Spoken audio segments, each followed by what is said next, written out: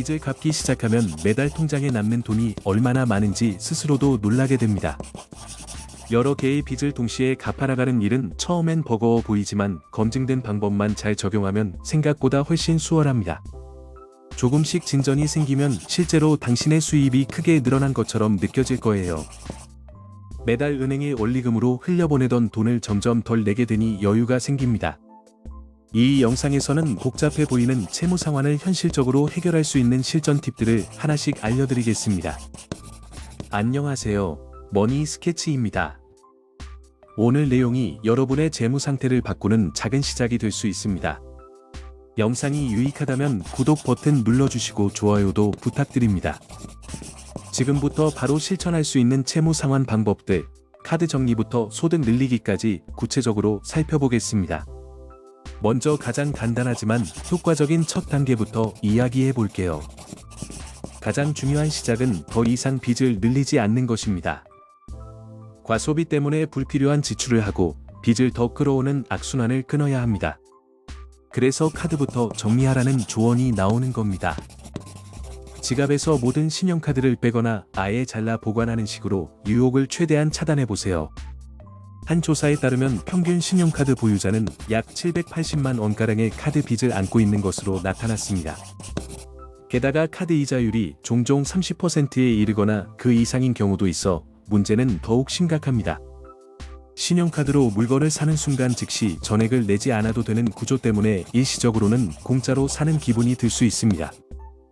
그러나 잔액의 이자가 붙기 시작하면 최소 결제 금액만 낼 경우 사실상 빚이 잘 줄지 않습니다. 최소 결제금은 거의 대부분이 이자로 잡히고 원금은 거의 줄지 않는 구조이기 때문입니다. 절제와 만족을 배우는 것도 중요한 전략입니다. 자신의 경제적 수준을 훨씬 넘어서는 소비 없이도 충분히 만족할 수 있다는 사실을 받아들이면 재무 관리가 훨씬 쉬워집니다. 그렇다고 원하는 것이 전혀 없어져야 한다는 뜻은 아닙니다. 더 좋은 차, 넓은 집, 최신 스마트폰처럼 갖고 싶은 것은 얼마든지 있을 수 있어요. 핵심은 그 물건이 당신의 삶에 실제로 얼마나 큰 가치를 더해줄지 비용과 효용을 따지는 습관입니다. 예를 들어 더 넓은 집을 갖고 싶다고 가정해봅시다. 추가 공간이 생기면 좋겠지만 그만큼 월 주택담보대출이나 월세 부담이 크게 늘어날 가능성이 큽니다. 신규 주택을 구입하면 확실히 현재 집보다 생활은 나아지겠지만 그 비용이 정말 그만한 가치가 있는지 따져봐야 합니다. 같은 사고방식을 차량 구매에도 적용해보세요. 새 차가 주는 만족감과 그에 따른 금융 비용을 비교해보면 결정이 달라질 수 있습니다. 새 차는 누구나 갖고 싶은 물건이지만 할부금과 유지비를 계산하면 실질적으로 손해인 경우가 종종 있습니다. 충동적으로 지출하지 않는 습관을 들이고 필요하다면 지금 소유한 것 중 일부를 처분해 현금을 마련하는 것도 방법입니다. 채무 상환 계획을 세우는 것 자체가 매우 중요합니다. 방향 없이 이것저것 동시에 갚으려 하면 진도가 나가지 않기 쉽기 때문입니다. 많은 사람이 쓰는 방법 중 하나로 데트 스노볼, 즉 부채 눈덩이 방식이 있습니다. 이는 데이브 램지 같은 재무 상담가들이 추천하는 방법으로 금액이 가장 적은 채무부터 먼저 갚는 전략입니다. 매달 모든 잔액에 대해 최소 결제는 하고 남는 여윳돈을 가장 작은 금액의 채무에 집중적으로 쏟아붓는 방식입니다. 작은 채무를 하나씩 없애면 성취감도 생기고 모멘텀이 쌓입니다. 가장 마지막에 남는 채무는 보통 자동차 할부나 주택담보대출처럼 금액이 큰 것일 가능성이 높습니다. 반대로 또 다른 방법으로 데트 애벌렌치, 즉 채무 눈사태 방식이 있습니다. 이 방식은 잔액 규모와 관계없이 이자율이 높은 채무부터 먼저 갚아 나가는 전략입니다. 높은 이자 채무를 먼저 줄이면 전체적으로 내는 이자 총액을 가장 효율적으로 낮출 수 있습니다. 어떤 방식을 택하든지 핵심은 방향성을 정해 한 곳에 집중하는 것입니다. 모든 빚을 동시에 조금씩 갚으려 들면 진척이 더디고 의지가 꺾이기 쉽습니다. 지출을 분석하고 예산을 만드는 일은 채무에서 벗어나려는 사람에게 필수적입니다. 지금 내 수입과 지출이 어떻게 흐르는지 정확히 파악해야 쓸데없는 지출을 줄이고 갚아나갈 계획을 현실적으로 세울 수 있습니다. 소득과 지출을 꼼꼼히 파악하는 것은 가난한 사람만 하는 일이 아닙니다. 자산가들도 수입과 지출을 철저히 관리합니다. 내가 어디에 돈을 쓰는지 알아야 조정할 부분을 찾을 수 있습니다. 많은 사람들이 실제로 어디에 돈을 쓰는지 기록해 보니 생각보다 낭비가 많아 놀란다고 합니다. 시작점으로는 50%, 30%, 20% 규칙을 추천합니다. 50%는 주거비와 필수 항목 같은 필수 비용을 말합니다. 30%는 생활의 즐거움이나 선택적 지출, 20%는 저축 투자와 부채 상환에 배정하는 비율입니다. 개인 상황에 맞게 조정할 수 있지만 예산을 세우면 월말에 통장이 텅 비는 이유를 파악하기 쉽습니다. 예산을 한 번이라도 제대로 만들어 본 사람들은 숨어있던 돈을 발견한 기분을 느낍니다. 돈이 부족한 원인은 간단합니다. 돈을 너무 많이 쓰거나 충분히 벌지 못하고 있거나 둘 중 하나입니다. 지출을 면밀히 분석하지 않으면 소득이 아무리 많아도 파산할 수 있습니다. 예를 들어 연간 소득이 약 13억 원에 달하더라도 지출이 통제되지 않으면 재정적으로 곤란해질 수 있습니다. 그래서 소득을 늘리는 노력도 병행해야 합니다만 말처럼 쉬운 일은 아닙니다. 소득을 늘릴 수 있는 현실적인 방법들이 있습니다. 먼저 현재 직장에서 정당한 보수를 받고 있는지 검토해 보세요. 업무 경력은 많은데 오랫동안 임금이 오르지 않았다거나 신입사원이 동일한 업무를 더 높은 연봉으로 입사하는 경우라면 임금 재협상을 고려할 근거가 됩니다. 경쟁사에서 더 좋은 대우를 받을 수 있다면 이직을 통해 소득을 올리는 것도 선택지입니다. 시장 임금 수준을 확인해 자신의 가치를 점검해 보세요. 매주 몇 시간만 추가로 일해도 상환 능력이 크게 달라질 수 있습니다. 직장인이든 자영업자든 소폭의 근무 시간 증가가 월간 현금 흐름에 큰 도움이 됩니다.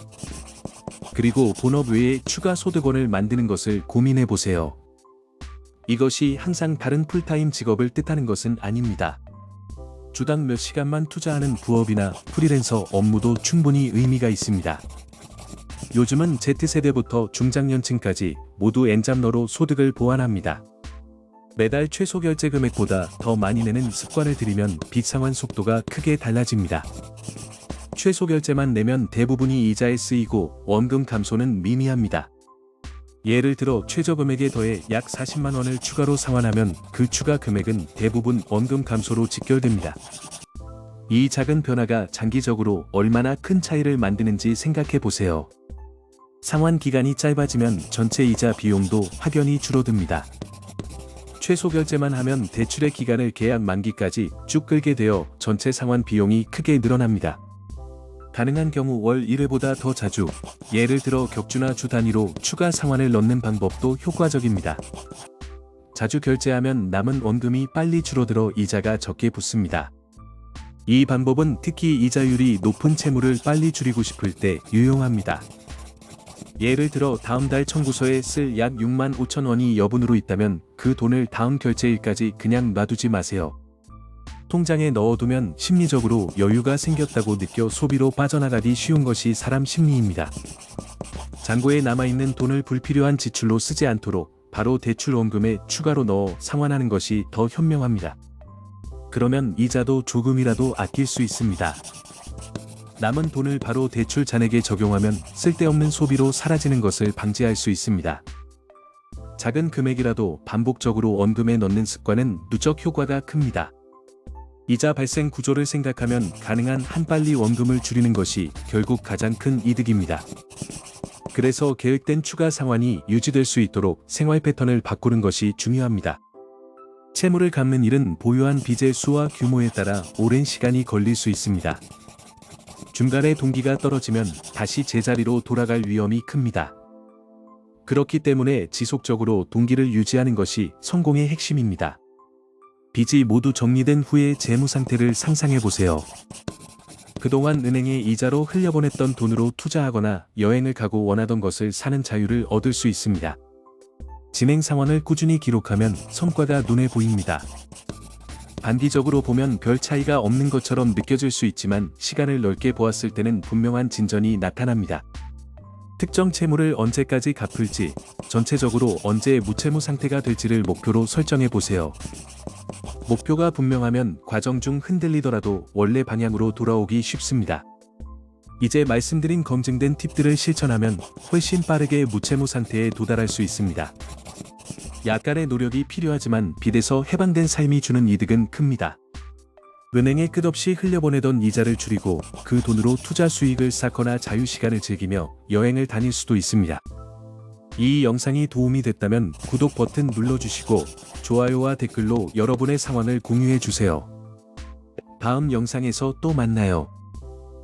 영상을 끝까지 시청해주셔서 감사합니다. 채널 구독과 알림 설정으로 저희 제작팀을 응원해주세요. 여러분의 하루에 늘 평안이 함께하길 바랍니다.